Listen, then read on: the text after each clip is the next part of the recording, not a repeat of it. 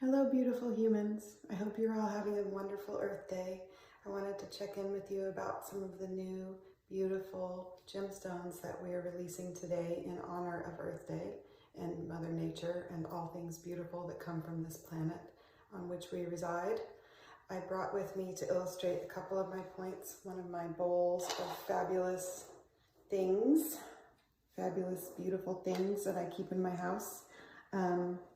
Because today we're going to speak to the Terra Firma collection and the really beautiful, amazing quartzes that we use in those pieces of jewelry. So I thought I'd start by giving you a little rundown on the difference between the various iterations of quartz. So oftentimes in our collection, we use rutile or tourmalinated quartz, which is similar to this material here. It's a type of quartz that's encapsulated another material within it. And in this case, they look almost like fine, super fine hairs. And that is the actual material called rutile. So they can be black or copper or golden, but it's a really beautiful, beautiful, just natural occurring wonder of the earth. Because basically the quartz crystal formed last. So these little delicate crystals of rutile within were like encapsulated as if like the air around it just all of a sudden turned to quartz, clear quartz. So that's pretty magical and wonderful. And then just to give you a little rundown of the difference between quartz that starts out like how you kind of envision it, you know, quartz that's more clear. Quartz can also come in the form of agate. Agate, you've probably seen a lot of different materials like this that are sliced, but agate's amazing. It's a beautiful material and it has sort of a quartz-like element to it, but the outstanding feature of agate is that it's kind of like semi-translucent and versus more clear in the quartz. And beyond that, you move into what are called jaspers. And they're generally stones that have no translucency. They're opaque, but all of it is the same kind of material. This is a beautiful example of a piece that kind of has the feeling of agate on the bottom, and then you see the quartz crystal on top. Usually the slices, like this one that I showed you, are coming kind of from what you've probably heard of as geodes. So they look just like a rocky stone on the outside, and then when you slice them, you can see that this like quartz has been formed on the inside and it has this sort of like agate-like edge. So that's just a little brief history. And now I want to speak to the beautiful quartzes that we use in the Terra Firma collection. They are made of what is called garden quartz. And it's a really interesting, I mean, it has a bunch of different names. That's why I decided that Terra Firma was a beautiful name for it, because they don't always look like gardens. Sometimes they really just look like some kind of magical snapshot of like a beautiful terrain, whether that's like a desert landscape or something that's more like a beautiful, like rugged, colorful coral reef, or some of them are very green and verdant and look like gardens. But here's an example of a larger piece of material. That's the garden quartz. And you can see on this one that the material that's been captured inside of it is being magnified by this curved outer shell of quartz, clear quartz. So like, it's almost like one of those really cool paperweights with like blown glass where you're seeing like little miniature things that are like amplified by the quartz itself. So that's one version. Here's another, so beautiful. This has hints of green, and this is kind of one of those ones that gives you that bit of like a garden feeling. They're really magical. I absolutely love these pieces. And so from there, I go on the hunt every year that I go to Tucson, because there's no one person that just has these types of quartzes. They're kind of an anomaly. So I seek them out. And here's my little tray of wonderfulness of a bunch of the loose stones that I have collected that I'm waiting patiently to make pieces out of. It's also in this beautiful tray that my friend Douglas Little gave me with the moon phases. Happy new moon, everyone. That was yesterday. So I just thought I'd show you a few of these beautiful loose pieces and then walk you through a couple of elements from the finished pieces that we're adding to the collection today. Okay, so now let's look at some of the jewelry. And I figured I'd be remiss if I didn't mention that I decided to be Curls Gone Wild today in honor of Earth Day. So in case you're wondering, I really did actually leave it like this. Okay, let's get into these beautiful stones.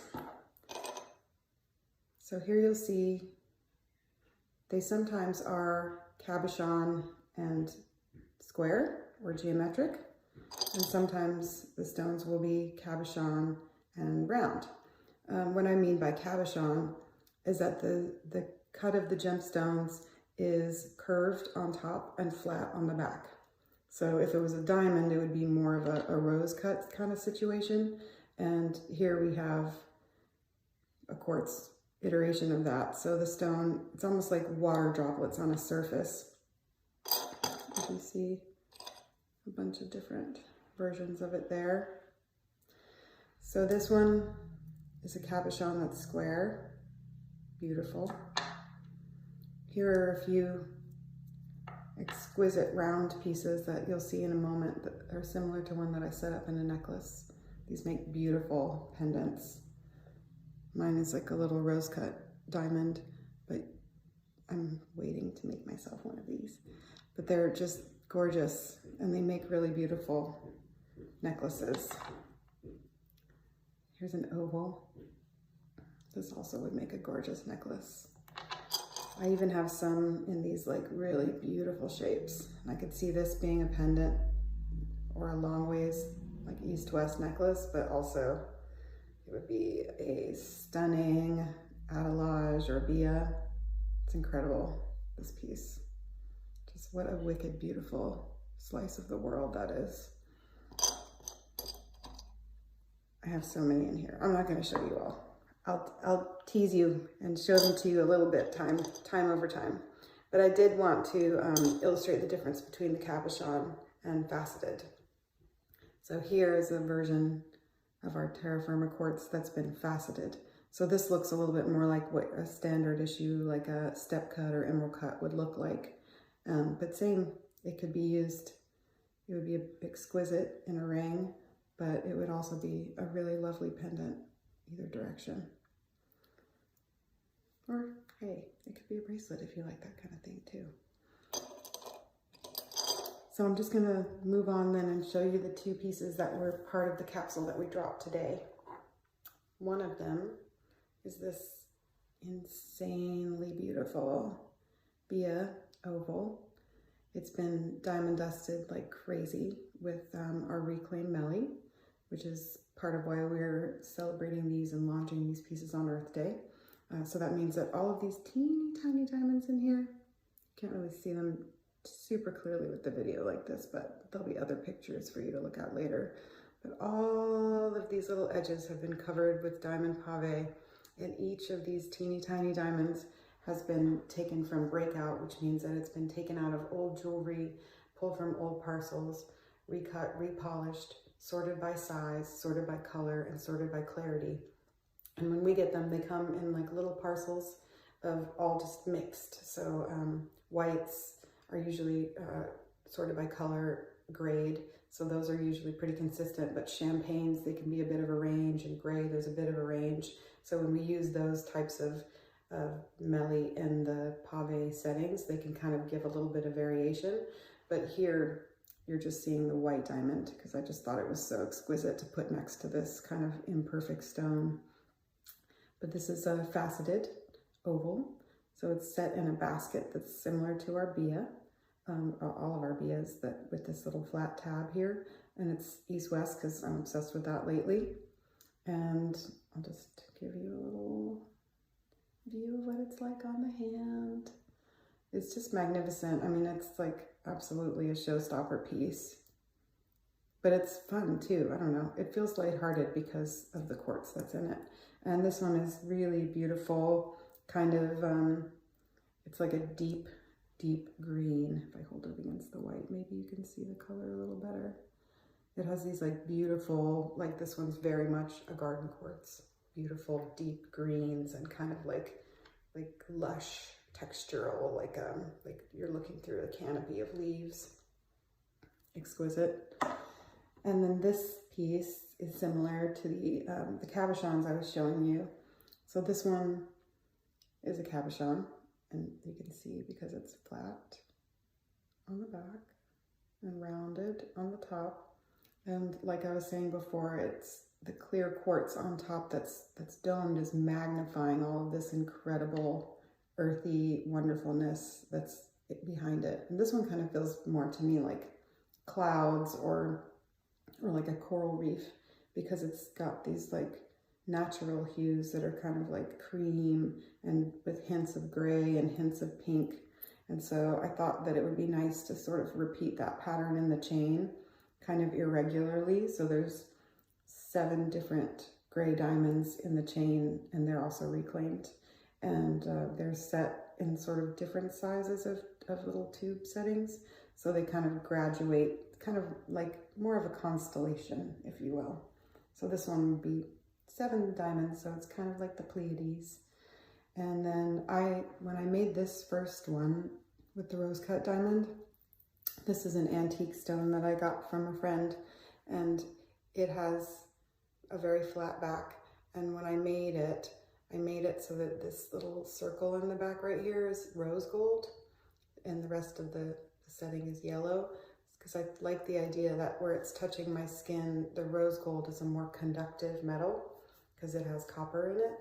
And I like the idea that that energy from this stone is like magnified, amplified, transmitted, sort of in that Vedic way, where it's like when it's touching the skin, it's sort of the Ayurvedic energy within the stone is kind of imparted to you. So I thought, wow, why not do that with this magnificent little piece of earth? So you can see just like a faint hint of pink in that inner circle of the setting, and that's the rose gold that's complementary to this piece. And it's like, I think we did this at 18 inches. So I'll just show you what it looks like on really quick. I promise I won't keep it. Although I've been tempted. But here's the where it hits on the chest. It's a nice length. It's kind of like, it could be casual, it could be dressy, it could be layered with a lot of other necklaces, which I think is kind of magical as well.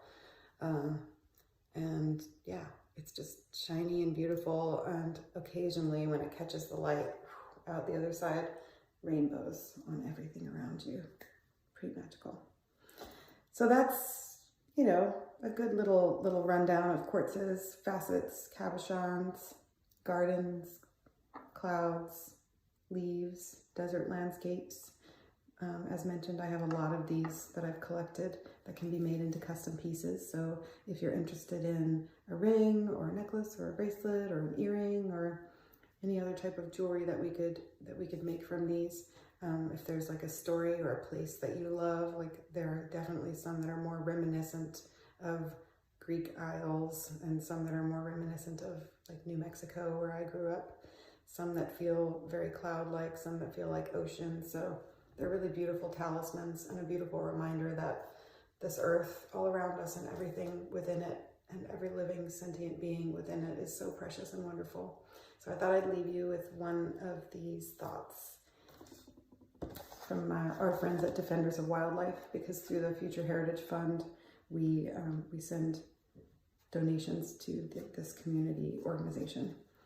He said, "Thank you for your year-end contribution and continued generous support of Wild Earth Guardians. We are a bold, outspoken, independent-minded group of advocates, and support from people like you makes it easy to be that way." I love this. It's owls on the front.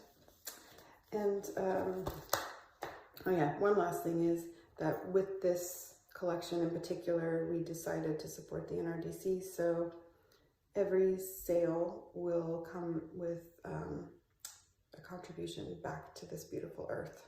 And that is definitely a part of our promise and a part of what I hope that we can do by shifting focus in the jewelry industry onto more sustainable practices and single origin gemstones, and operating our companies in the most sustainable way that we can, and just being as good to each other as we can. So in this time, I hope that you're all well. I hope that you're staying safe. I hope that you're healthy. I hope that you're keeping the positive mental attitude. And I hope that the posts that we're doing and sharing the gemstones and the diamonds and the love stories brings some light into your day every day. Be well.